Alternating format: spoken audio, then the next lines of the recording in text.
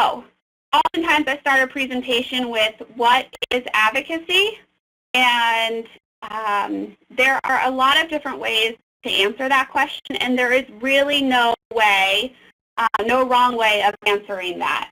Advocacy, in its most broad term, is education with a purpose.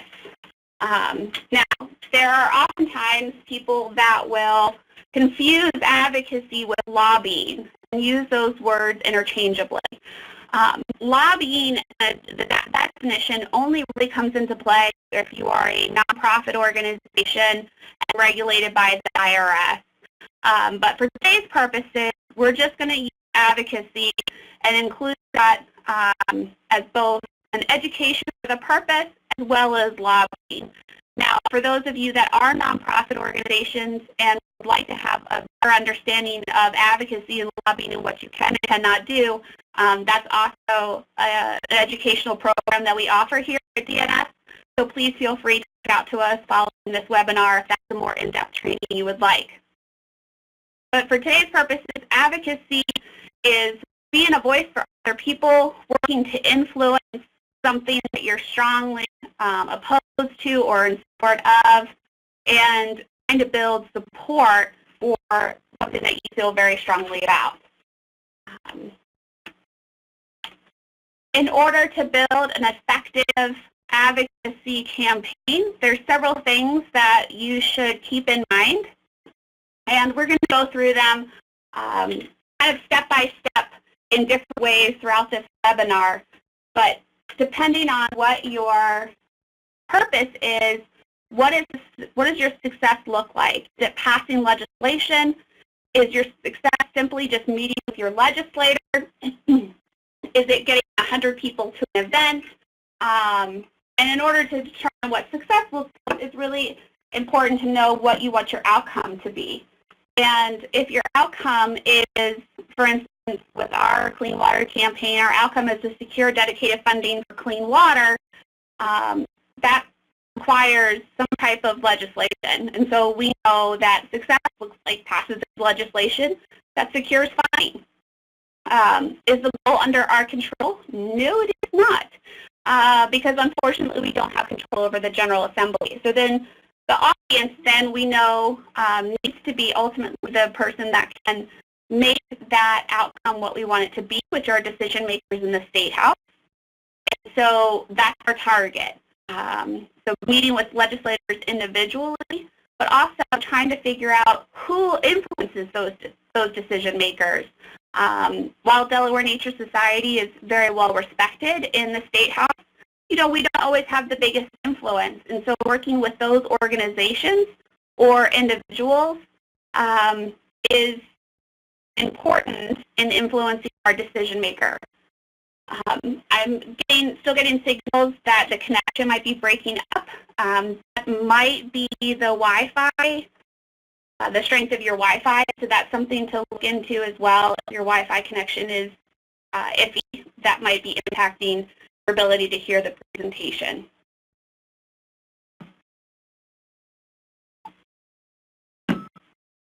So who is the audience?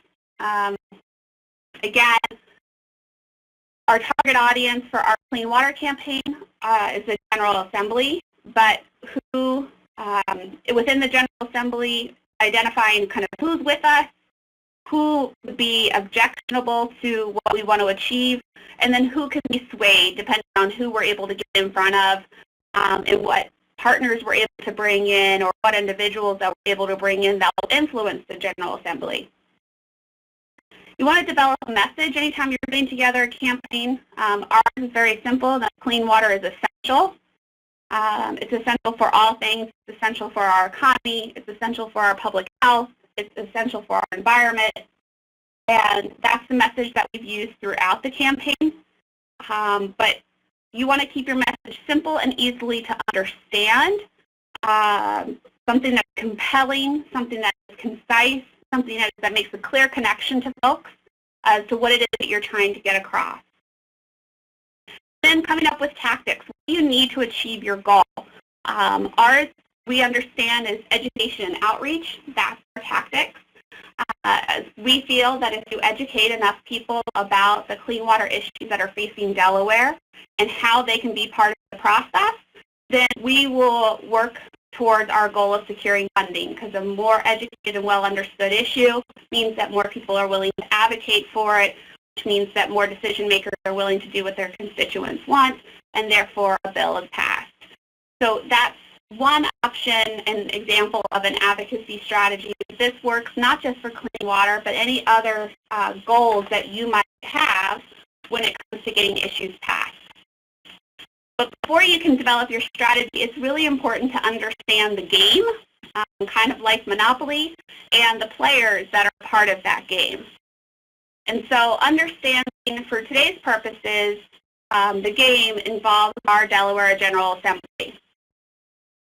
So today we'll focus on the State House, but please know that a lot of what we'll go over today is applicable to whether or not you're going down to the Hill in D.C., or if you're working with local governments, or even if you're commenting on regulations. Most of the same tactics work all the way through. The players just might look a little different. So understanding Delaware's General Assembly, and I did put a time stamp on here of April 2018, because if we gave this presentation after the election in November, the makeup of the General Assembly might look a little different. But what you need to know is that Delaware's General Assembly is considered a part-time legislature. They are in session from the second Tuesday in January to June 30th. There are several breaks in between. They are on break for 4 weeks in February for budget. Sometimes the first 2 weeks in March for the capital part of the budget. This year, because of Easter, those 2 weeks have been moved to May. And we'll have budget hearings in May. There's a 2-week break following Easter. And then obviously from July 1st, whenever the gavel goes down, they come back to the second Tuesday in January. They're in session Tuesdays, Wednesdays, and Thursdays. Tuesdays and Thursdays are General Assembly days, and they are in the chamber primarily, where they're voting on bills as either the House of Representatives or the Senate. On Wednesdays are committee hearing days. That's a day when the majority of the public is able to interact and have a place in the General Assembly. Currently, the Democrats control both the Senate and the House. As you can see on the slide, we have 62 members, 21 in the Senate, 41 in the House of Representatives, and the building looks relatively similar regardless of what side of the chamber that you are on. Obviously, the House has more offices and more seating to accommodate some more than double legislators. So starting with the upper house, known as the Senate, you have positions of power. The president of the Senate is Lieutenant Governor in Delaware, and she currently presides over the Senate and only casts the vote if there is a tie.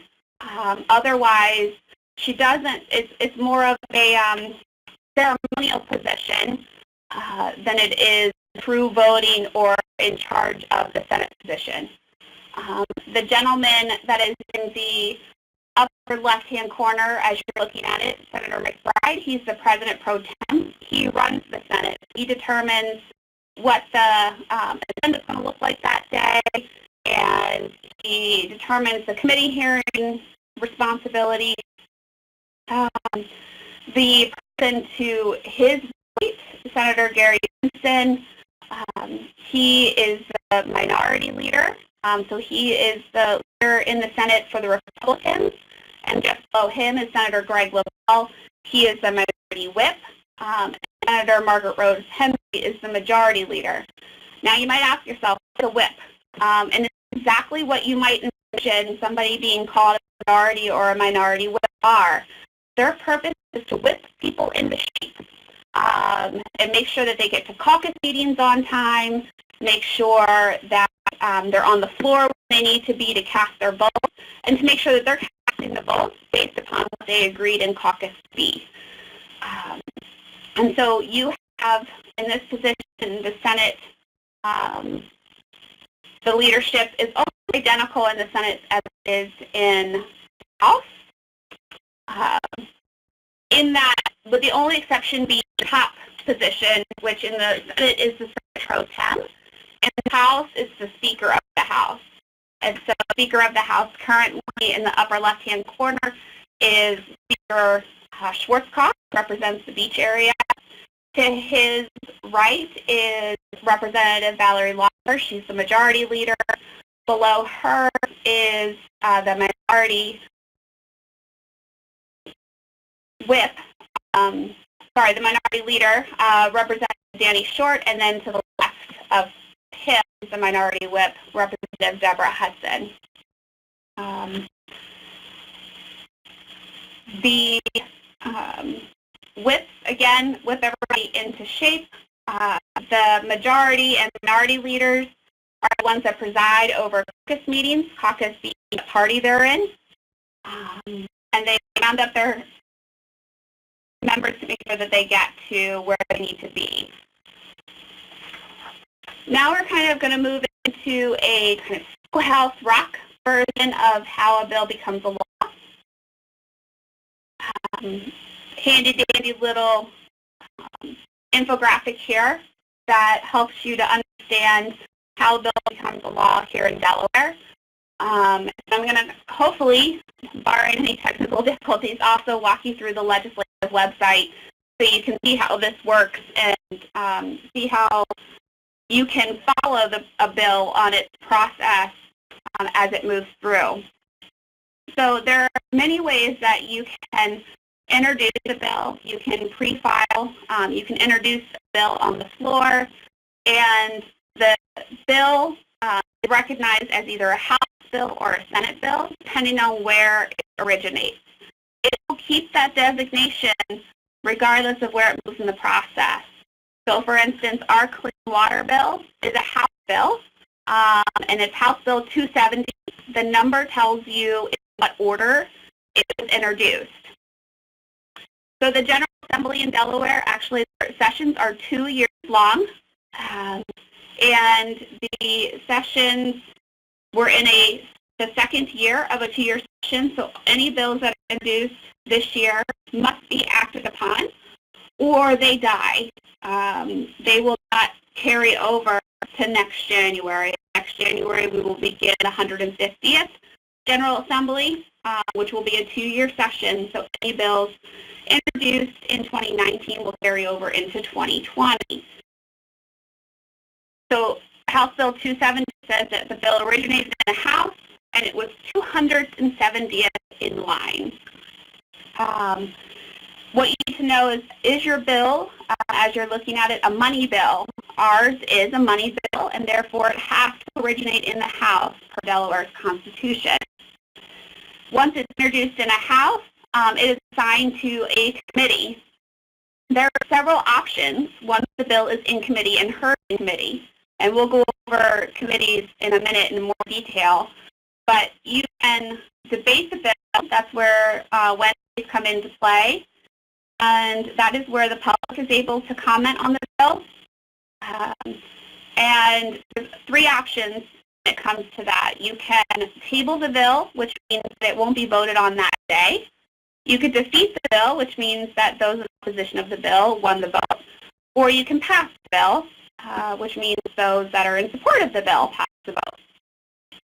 If the bill is either tabled or defeated, it stays in the committee until it is, if it's defeated, it would have to be brought back up by another legislator within a certain period of time in the legislative week. If it is tabled, it can be brought back up again. There's also a process known as suspension of rules, which means that the bill doesn't have to go through the committee hearing structure at all, and can be read onto the floor directly. Vote for suspension of rules can be had, and then they can move through the process a little quicker. They generally tend not to do those actions because they do want to be encourage the public to be part of that process. But as it gets later and later in the session, especially the last week in June, and most especially June 30th, when bills like the budget bill are introduced for the first time, they will suspend the rules so it does not have to go through the committee.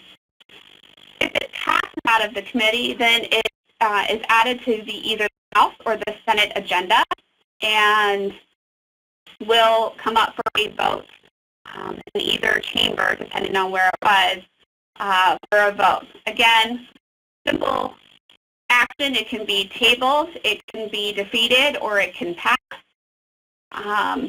Same thing, if your bill is defeated, don't get worried. It can still be brought back within 2 to 3 legislative days, depending on which chamber it's in, and a revote can happen. If it's passed, then the bill will move into another chamber. It still keeps its designation, though. So House Bill 270, our Clean Water Bill, is assigned right now to the House Natural Resources Committee. It moves out of that and goes to the House floor for a vote. If it's passed out of the House floor, head over to the Senate, but it will still be known as HB 270. Same process as before. It's assigned to a committee. There are several options in committee. Let's just say that it passes out of committee. It'll go to the next floor for action, and from there it heads to the governor's desk. If it's passed, the governor then, of course, has 2 options. He can sign the law or he can veto the law. Then it kind of goes into more detail then, depending on which option he chooses. There's always a fail-safe. If the governor decides to veto, then it can go back to the General Assembly, and the General Assembly can override the governor.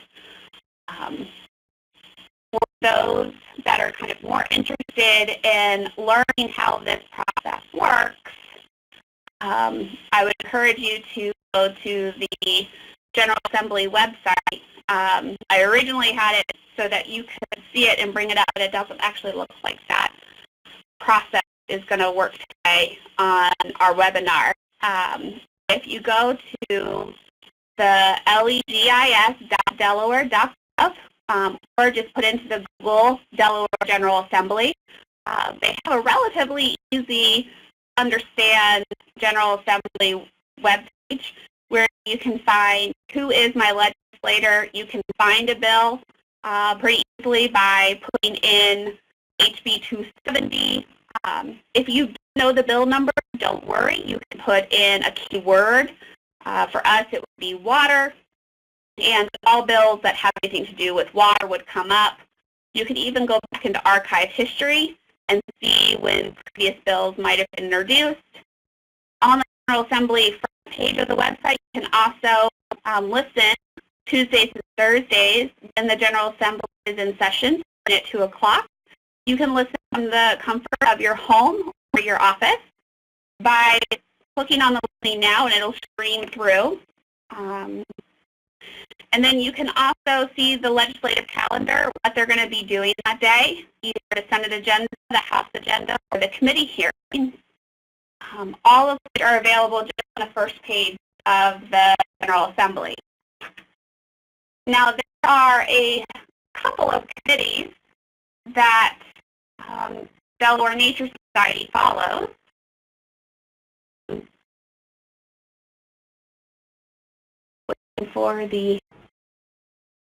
There's a slight delay, apologies, in the working of the PowerPoint. Just trying to get back on track. Hey, Brenna, if it's still delaying, this is Mariah. I'm happy to upload it the original way that we wanted to do it versus the screen sharing. Just let me know. Okay, I will. I was hoping that it would work. Now that I went back to the advocacy skills. Oh, there it is. So there are a couple of relevant committees that the Delaware Nature Society follows and might be relevant for those that are interested in kind of following environmental pieces of legislation in general. The Agricultural Committee is the same title in the House and the Senate. And as you can imagine, all things agricultural related will go through the Agriculture Committee. Things that you might not consider agriculture, for instance, have been gone through the Agriculture Committee. things related to beer and selling beer and wine at farmers markets. Even the ability to get wine delivered to your doorstep, which I personally am a huge fan of. Those types of bills come up in agriculture, anything that having to do with farming, farmers markets, food, and consumer goods really goes through the Agricultural Committee. Then you have the Energy and Transit Committee. I'll come back to bond bill. Energy and Transit, pretty much the same titles in both the Senate and the House, and it's just like you would imagine. Anything energy related comes up in the Energy and Transit committees. The Natural Resources and Environmental Control, same thing. All environmental pieces of legislation tend to go through that committee. And then Transportation. Now that the Transportation Trust Fund has been worked out for the Department of Transportation, there's not as many committee hearings in that particular committee as there are in the others. Then you have two budget committees. You have the Bond Bill and the Capital Infrastructure Committee. That's considered, both of those are considered joint committees, which means that they are made up of half of the House and half of the Senate.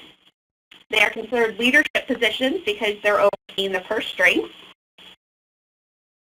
And so it's known as the Bond Bill in the Senate, and it's known as the Capital Infrastructure Committee in the House, but it's the same committee. Then the other budget committee that you have is the Joint Finance Committee, also known as the Joint Appropriations Committee.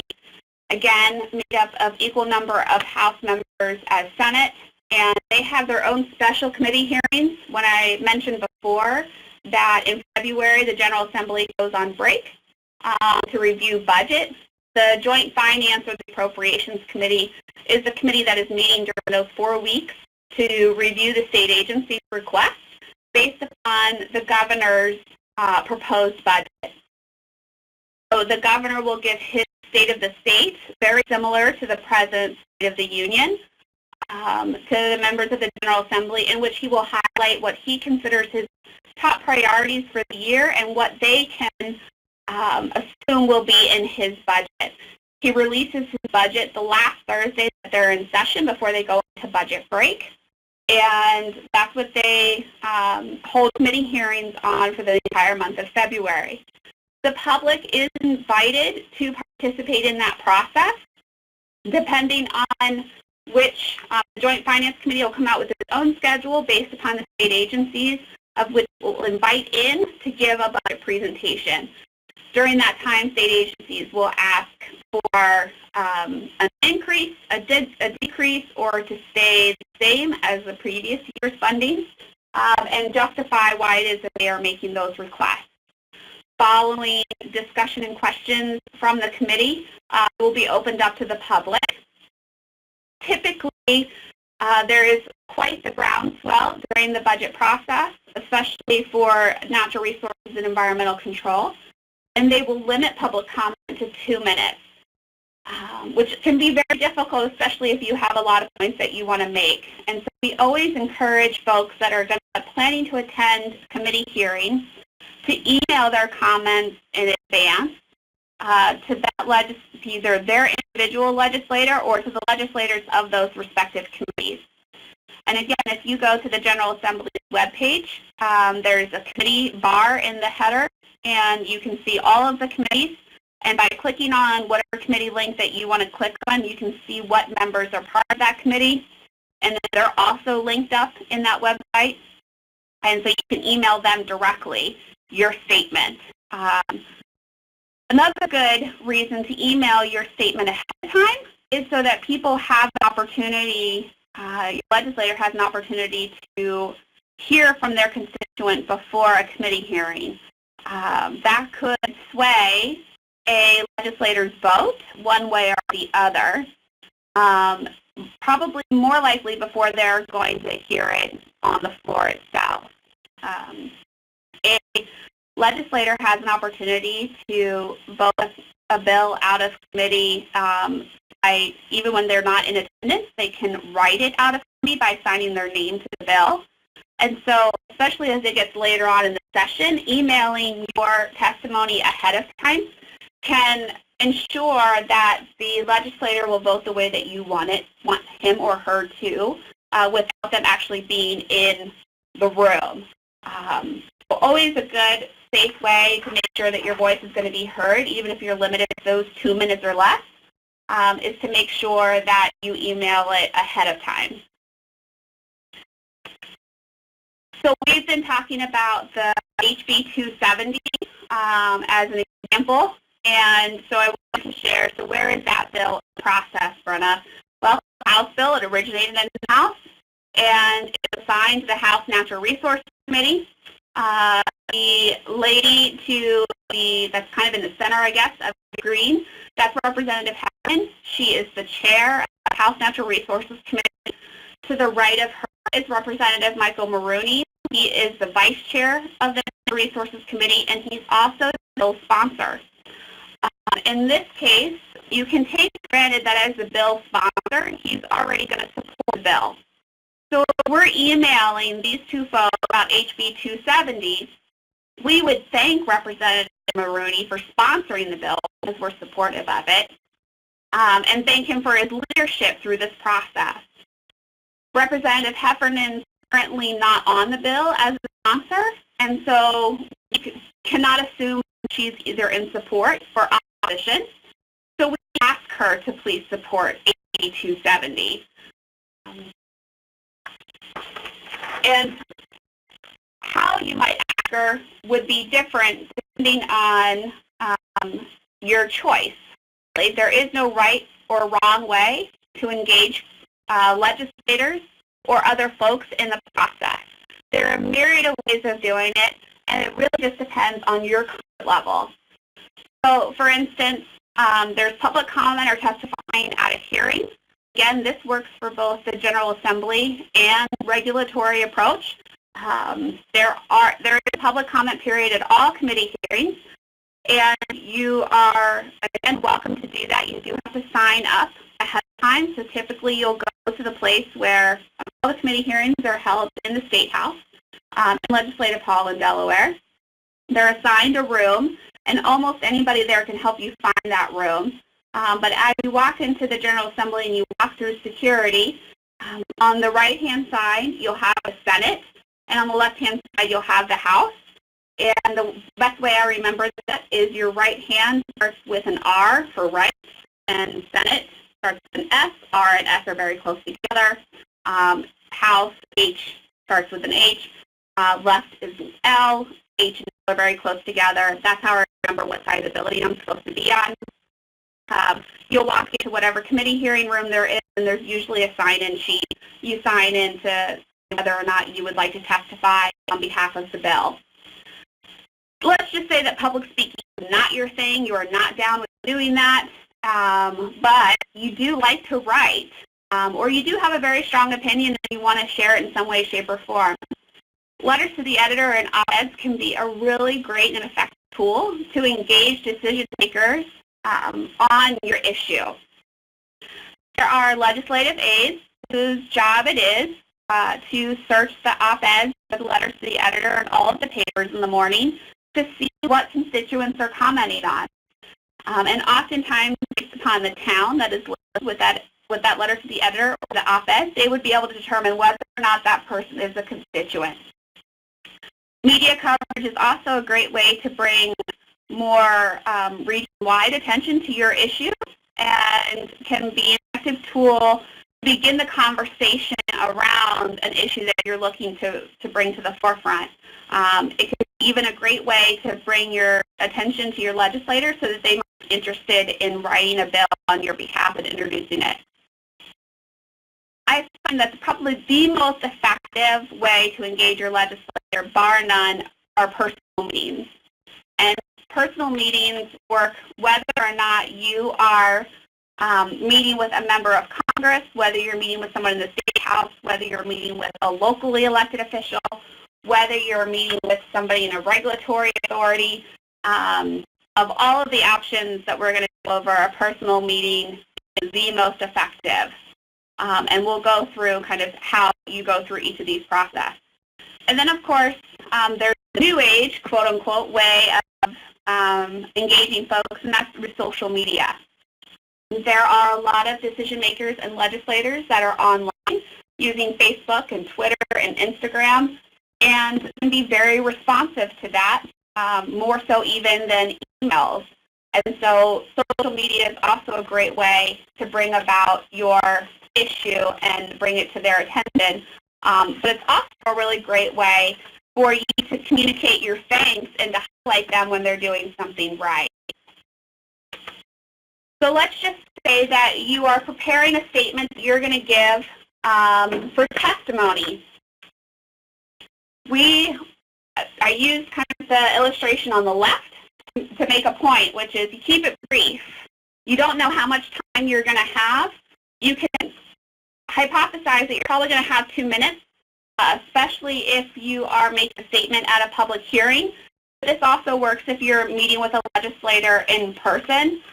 It's very unlikely that you are going to have that much time. So what is the message that you want to get across?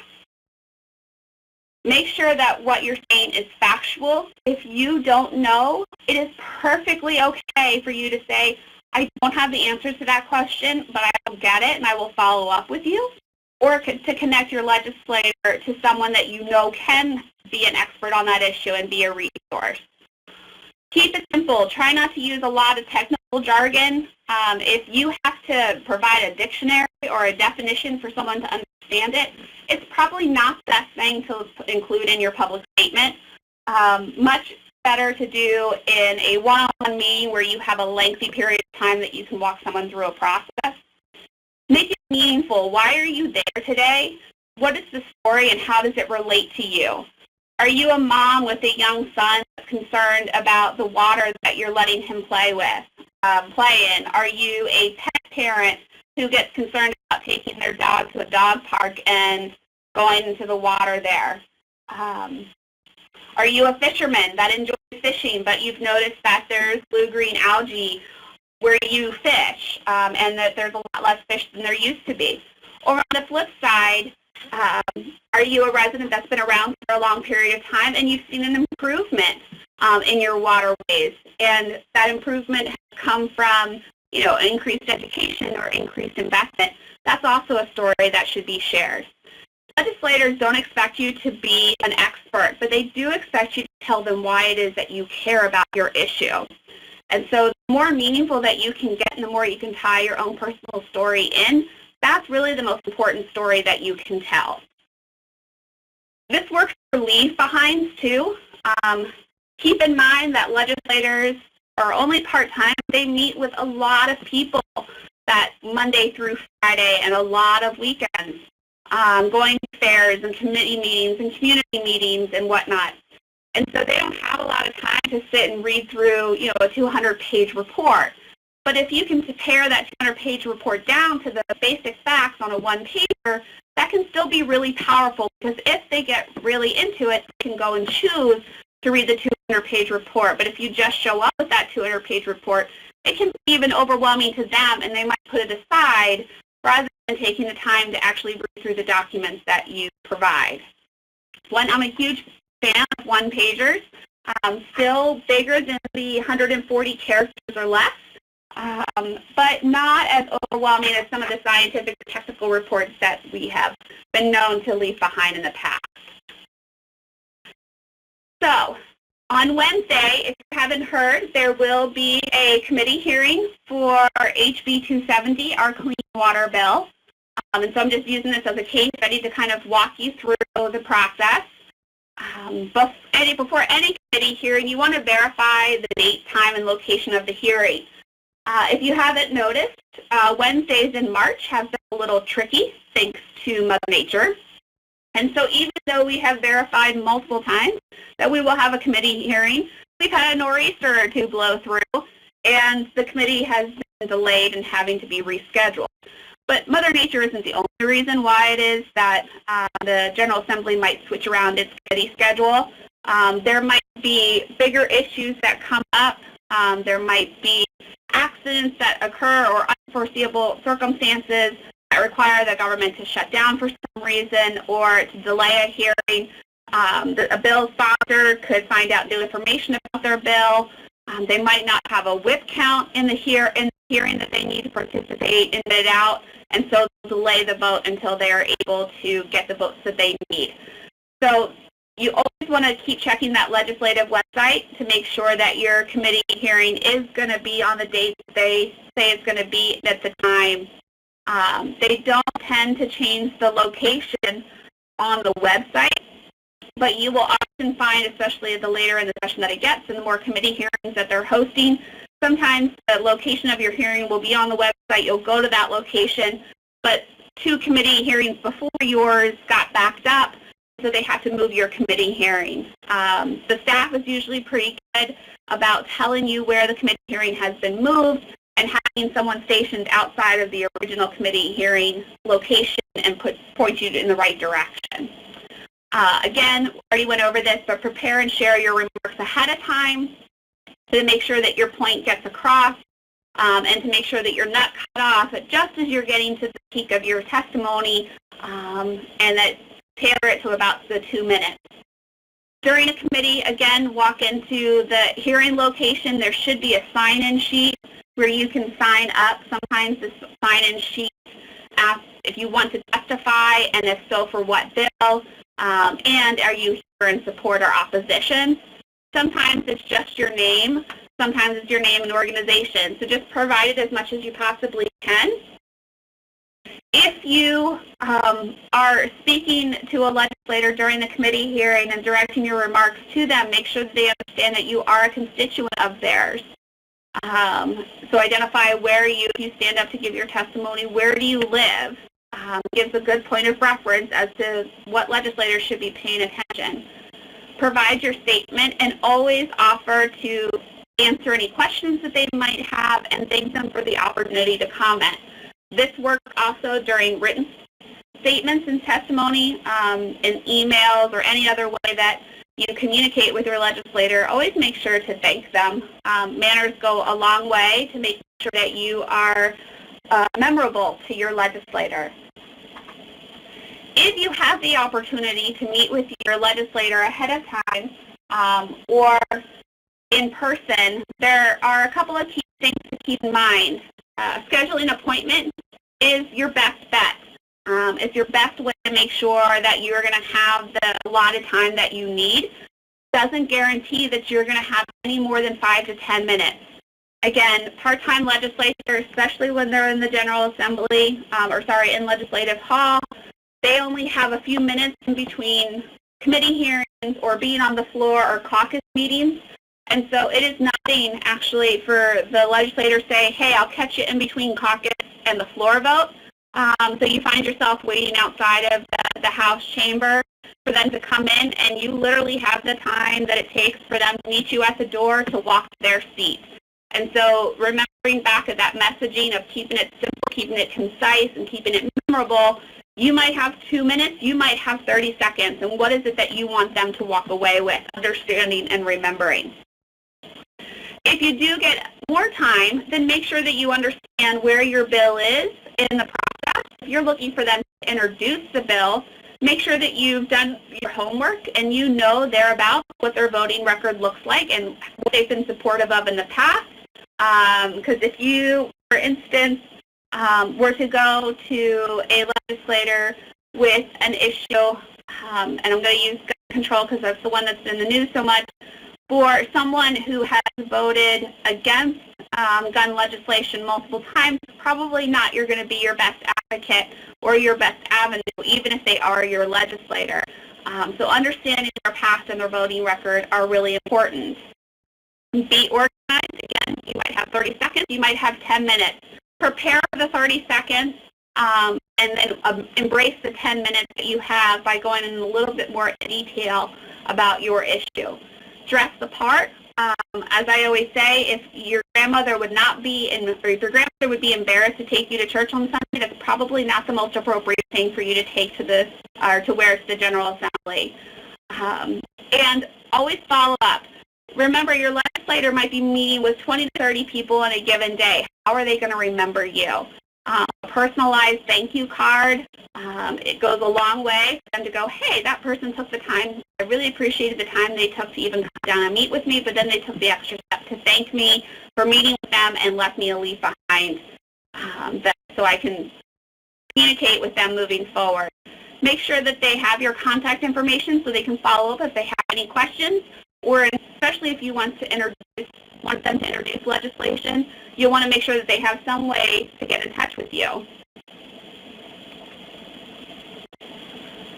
A lot of people don't have time to come down on Tuesdays, Wednesdays, and Thursdays to the General Assembly, and really their only option is to email their decision makers. Again, if you go to the General Assembly website, there are links to legislators who have emails. Not all of them actually have emails. So for that, you would have to call Legislative Hall and ask to speak to their legislative aide.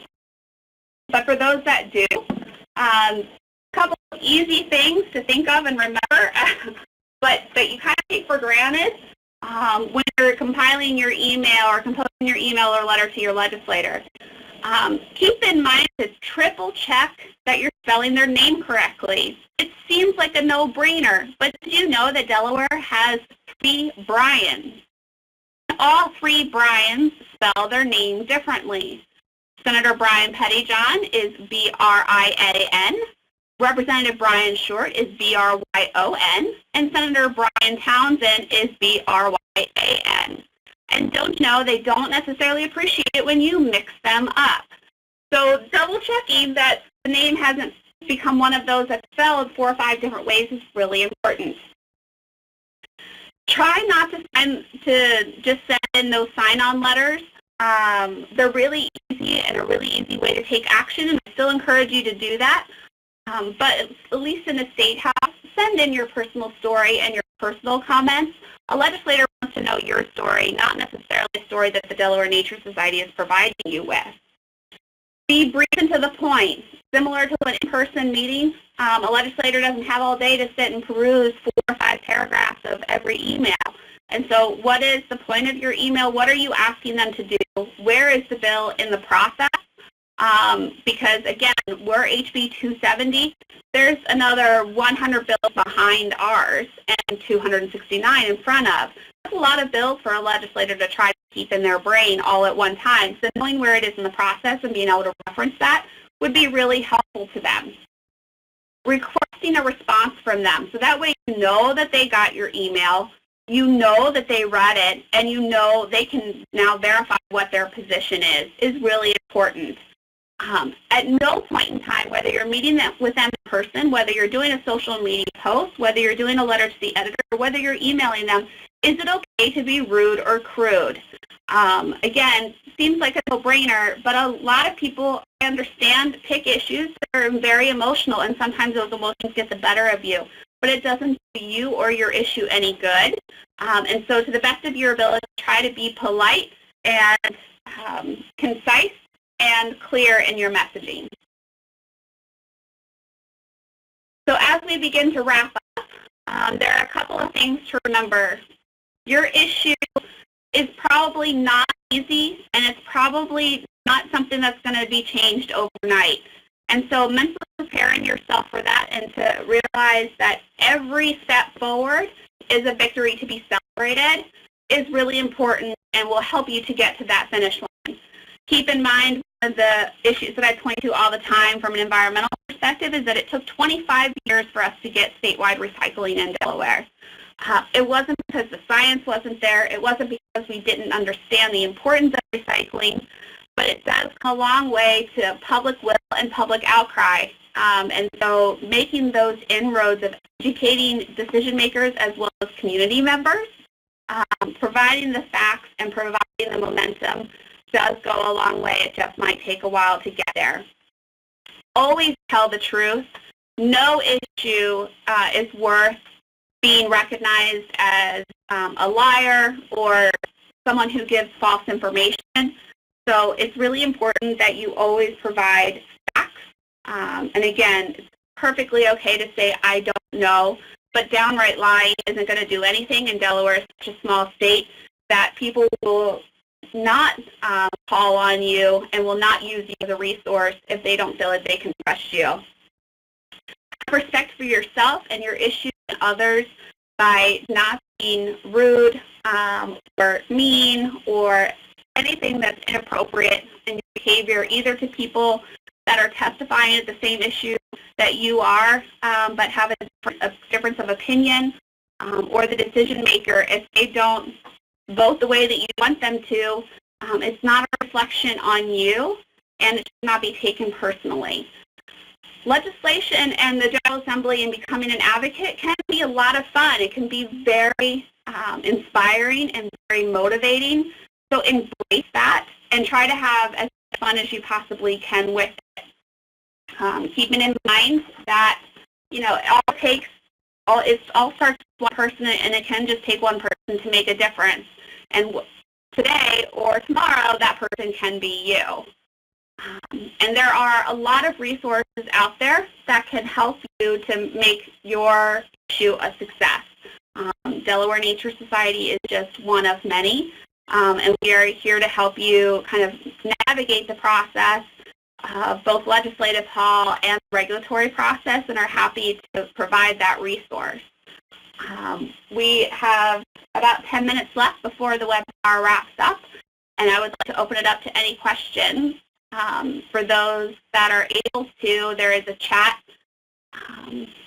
resource at the left of your screen that you should be able to type in any questions that you might have as we go forward.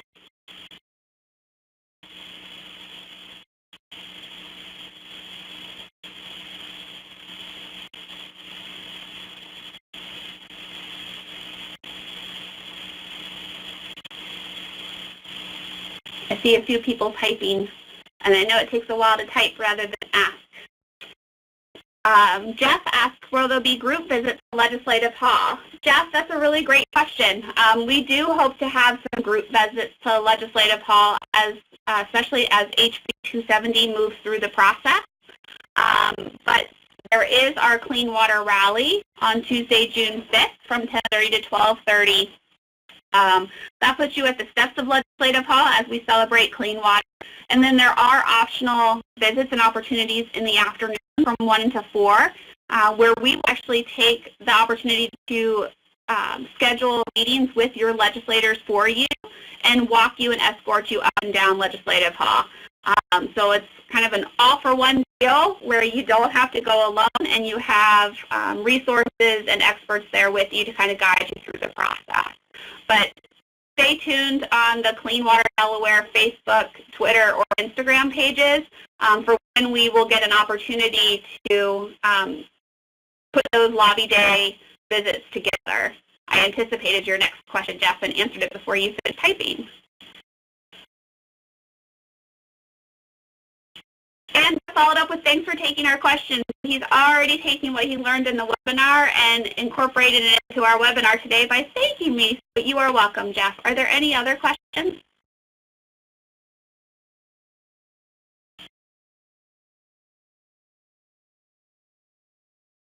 Okay, well, it doesn't look like anybody else is typing, but you have my contact information up here on the slide. We are always interested in doing more types of these webinars, so if there are specific things that we touched on in this webinar but you would like more in-depth information about, please feel free to let us know.